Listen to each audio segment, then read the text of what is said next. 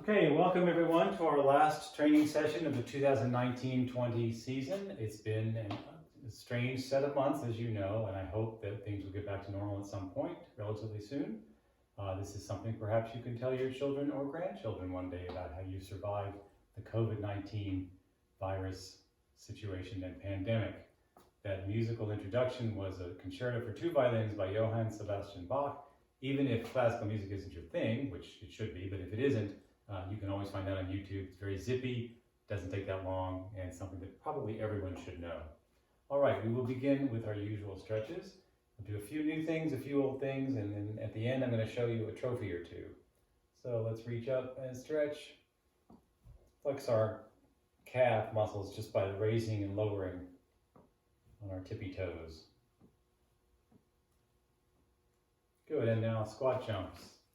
1, 2, 3, 4, 5, 6, 7, 8, 9, and 10.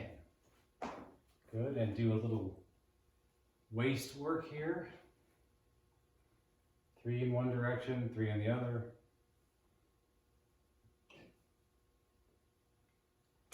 Assume the on-guard position, and let's do 5 lowerings and risings. 1, 2, 3, 4, and 5. All right, on guard. And let's stretch the lunge. Remember, the lunge is extending the arm and the toe goes up and out it comes. And this is the stance you want.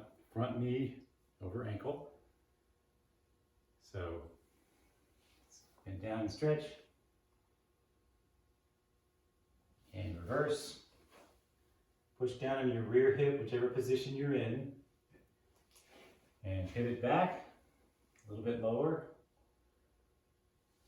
And pivot. And this time as low as you can go. And back. And hang and stretch your hamstring. Let's do 5 knee bends while we're here. 1, 2, 3, 4, 5. And let yourself hang for a moment. Let those muscles stretch.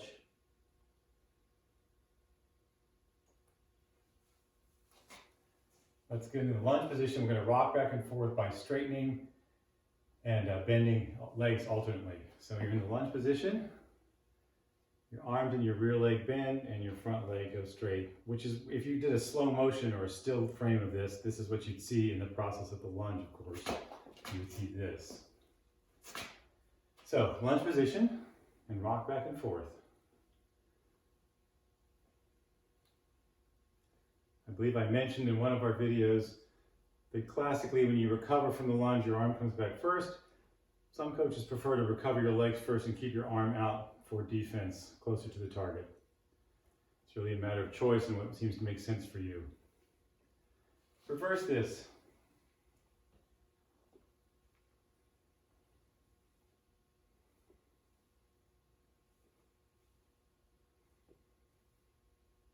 Good, and once more back and forth.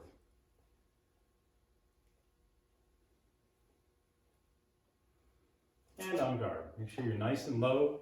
Your legs are well bent. For those of you that have studied physics, this is the potential energy. It's all that stuff that's stored up in your legs, and then the kinetic energy is when you release it in the lunge. So you got to have a lot of storage of energy here so you can use it when you need it. Okay, so just advances and retreats. I'm going to face the camera. You can keep your distance from me. Very lively, very light feet. Like I always say, you're on a bed of coals or you're on a hot metal roof. Very famous play called The Cat on a Hot Tin Roof from the 60s. So very lively feet. I think I mentioned one of my college teammates who was formerly president of the U.S. Fencing Association, Don Anthony. He had happy feet, we always said, because his feet were always moving and savory. He really cleaned up because he was so good with his footwork. All right, and now let's shake that out and let's do non-dominant. Keep your distance from me.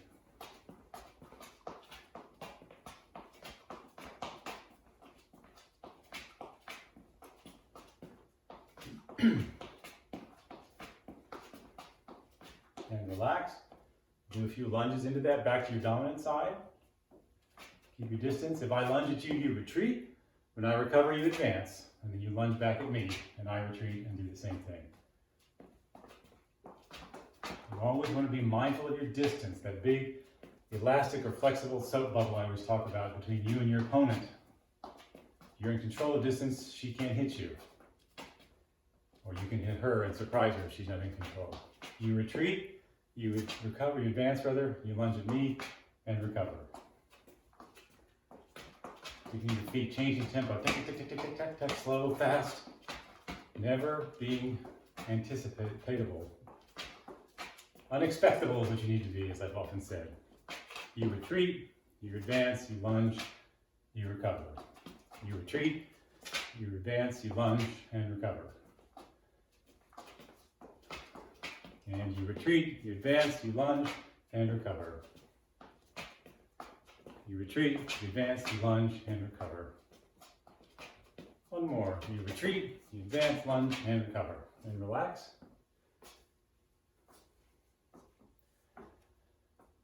All right, let's just review for the 1000th time. Lunge mechanics. As your arm is coming forward, your foot is rising 1 micron above the floor. It's as if you're reaching with both your foot and your hand in order to score. Okay, so face your target. And on my call, ready? Lunge, back, lunge, back, lunge, back, lunge, back, lunge, back, lunge, back, lunge, back, and lunge. And rest. This time in the 8 lunges, aim for a different target area. I think typically we tend to aim for here. It is the closest to our opponent, but it's also protected. In order to hit there, you have to get the opponent to move her blade out of the way. So, this time maybe you feint and go low line, or go low inside to the septime, or go to the high inside line rather than the shoulder that's closest to you. So make a little variety in where you hit. On guard. Ready? Lunge and back. Different target. Lunge and back. Different target. Lunge and back. Choose your target. Lunge and back. Lunge and back. Lunge and back. Lunge and back. And rest. One thing that we'll look at a little bit later in this session is taking the blade, but for now we're going to pretend this, that you have a blade in front of you. I will show you what I'm going to do. I'm going to pretend to take it in 4. I'm going to restate that. I'm going to take it in 4 and then disengage and hit in the high outside line. I'm going to take it in 4, disengage and hit. From your angle, if you're right-handed, take it in 4 as a beat, a preparation, then disengage and lunge. If you press or beat the blade from 4, you very often get a response back in 4 from your opponent. I beat this way, she beats that way. And so you take advantage of that. I beat, as she goes to parry, I make the disengage and hit. And of course, a disengage is a spiral. It goes around and forward simultaneously.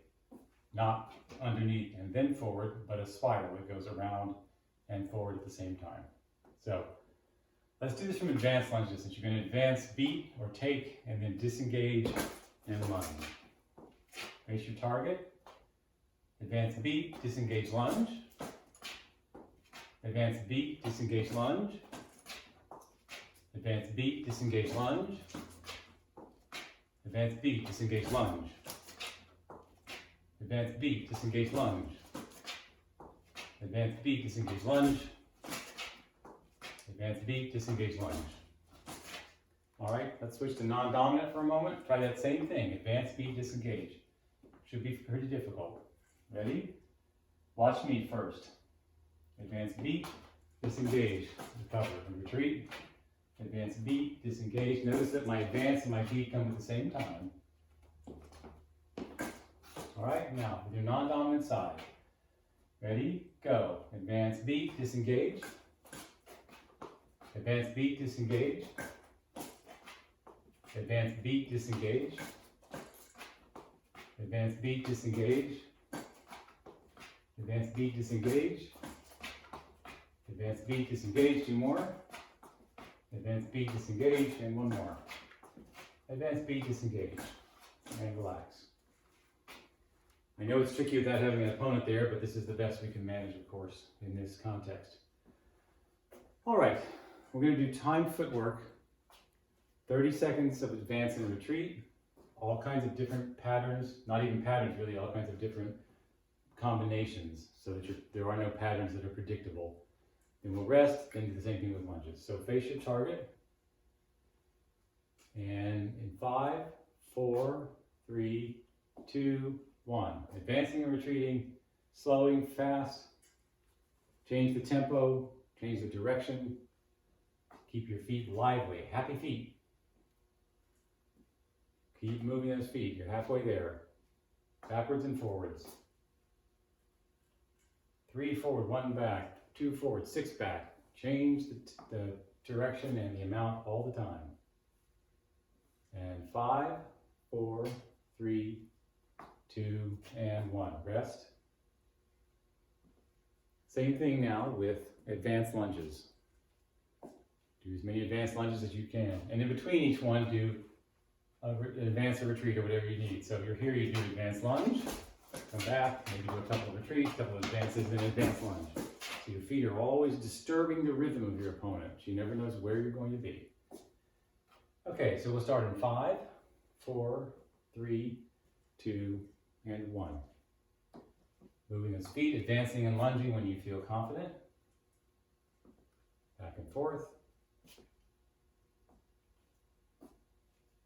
Keep moving your feet, keep them happy, keep them electrified, always moving, almost like a tap dancer. Moving those feet back and forth, advancing and lunging. And we have 5, 4, 3, 2, and 1. All right, look at me. Just a reminder, as we've now done 1,000 times, and that is that the advanced lunge is a slow, fast move. Slow, fast. I say it's a slow, fast move. It doesn't have to be. It can be the same tempo, but what works more effectively is one movement in a tempo and then an accelerated tempo. You can go the same way. Certainly, that happens all the time. But sophisticated fencers change their tempo as they move. So you're going to go slow, fast, recover and retreat. Slow, fast, recover and retreat. All right, face your target. And we will start in 5, 4, 3, 2, and 1. Slow, fast, recover, retreat. Move back and forth if you like. Throw in some advances and some retreats.